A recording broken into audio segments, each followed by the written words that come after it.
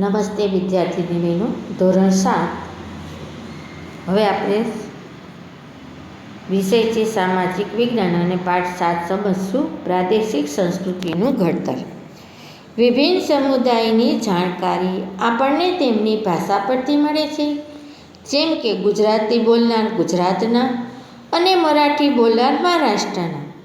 ભાષાની સાથે સાથે વિભિન્ન પ્રદેશોમાં એટલે કે જુદા જુદા પ્રદેશોમાં પોતપોતાના રીત રિવાજો, એનું ખાનપાન, એના વસ્ત્ર પરિધાન, એના કાવ્ય, નૃત્ય, સંગીત અને ચિત્રકલા હોય છે. જુદા જુદા વિસ્તારોની જુદી જુદી સ્થાનિક સંસ્કૃતિઓ, જેને આપણે ત્યાંની દેશી સંસ્કૃતિઓ કહીએ છીએ, તે આપણા દેશમાં જોવા મળે છે. આ બધી સંસ્કૃતિઓ વચ્ચે સદીઓથી આદાન પ્રદાન થતું રહ્યું છે. તેમ છતાં કેટલાક વિસ્તારોની કેટલીક ખાસ પરંપરાઓ આજ સુધી અકબંધ જોવા મળે છે. હવે ભારતમાં પ્રાંતીય ભાષાઓનો વિકાસ, એમાં પહેલું છે મલયાલમ. 9મી સદીમાં સ્થાપવામાં આવેલ મહોદયપુરમનું ચેર રાજ્ય હાલના કેરળનો એક ભાગ છે. કેરળની સંસ્કૃતિને તેની ભાષા મલયાલમ સાથે જોડતા આ સંસ્કૃતિ મલયાલમ સંસ્કૃતિ તરીકે ઓળખાય છે. મલયાલમ ભાષા કેરળમાં બોલાતી મુખ્ય ભાષા છે. તેના ઉપર સંસ્કૃતનો ઘણો પ્રભાવ જોવા મળે છે. 14મી સદીમાં વ્યાકરણ અને કાવ્યશાસ્ત્ર પર લખાયેલા લીલા તિલકમ ગ્રંથ મણિપ્રવાલમ શૈલીમાં લખાયો હતો. હવે આવશે બંગાળી. બંગાળી ભાષાનો ઉદ્ભવ સંસ્કૃત ભાષામાંથી થયો હોવાનું માનવામાં આવે છે. ઉદ્ભવ એટલે કે જન્મ, એટલે કે એની ઉત્પત્તિ સંસ્કૃત ભાષામાંથી થયો એવું માનવામાં આવે છે બંગાળી ભાષાનું. 15મી સદી સુધીમાં ઉપભાષાઓ તથા બોલીઓ મળી એક સામાન્ય સાહિત્યિક ભાષાનું સ્વરૂપ ધારણ કર્યું, જે પશ્ચિમ બંગાળની બોલચાલની ભાષા બની.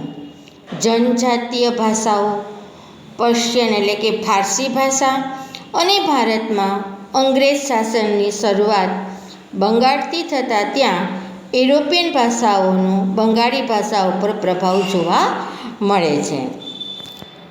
પ્રારંભિક બંગાળી સાહિત્યને 2 ભાગમાં વહેંચી શકાય. સંસ્કૃતથી પ્રભાવિત અને સ્વતંત્ર પ્રથમ ભાગમાં સંસ્કૃત મહાકાવ્યોનો અનુવાદ અને બીજા ભાગમાં નાથ સાહિત્યનો સમાવેશ થાય છે. હવે ગુજરાતી. ભારત અનેક ભાષાઓ અને બોલીઓ સાથે સંકળાયેલું રાષ્ટ્ર છે. પ્રાચીન કાળે ભારતમાં સંસ્કૃત, પ્રાકૃત, તમિલ જેવી ભાષાઓનું ચલણ હતું. સમય જતાં તેમાંથી અનેક પ્રાદેશિક ભાષાઓનો વિકાસ થયો.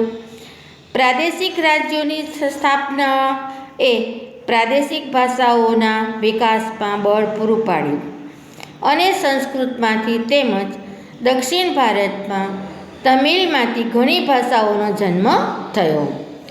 8મી સદીથી પ્રાદેશિક ભાષાઓનો વિકાસ વેગ આવ્યો અને હિન્દી, ખડી બોલી, અવધી બંગાળી, ગુજરાતી, મરાઠી, મલયાલી, તેલુગુ અને કન્નડ ભાષાઓ વિકસી. ઈસવીસન 10મી અને 11મી સદીમાં સંસ્કૃત, પ્રાકૃત, અપભ્રંશમાંથી ગુજરાતી ભાષાનો વિકાસ થયો. અપભ્રંશ ગુજરાતી ભાષાની જનની છે. આચાર્ય હેમચંદ્રથી અપભ્રંશ ભાષાની શરૂઆત થઈ. સંસ્કૃત, પ્રાકૃત, અપભ્રંશ ભાષા પછી ગુજરાતી ભાષાનો વિકાસ થયો. ગુજરાતી માટેનો કહી શકાય એવો નવો સાહિત્ય યુગ નરસિંહ મહેતાના હાથે વિકસે છે. આ નવા યુગના સૂત્રધારો તરીકે નરસિંહ મહેતા, મીરાબાઈ અને ભાલણ ઉપસી આવે છે. એ ત્રણેય ભક્તિ સાહિત્યના વિકાસ સાથે ગુજરાતી ભાષાનો વિકાસ કર્યો. નરસિંહ મહેતાએ શામળદાસના વિવાહ, કુંવરબાઈનું મામેરું, હુંડી, સુદામા ચરિત્ર, દાણલીલા વગેરે કૃતિઓની રચના એને કરી હતી.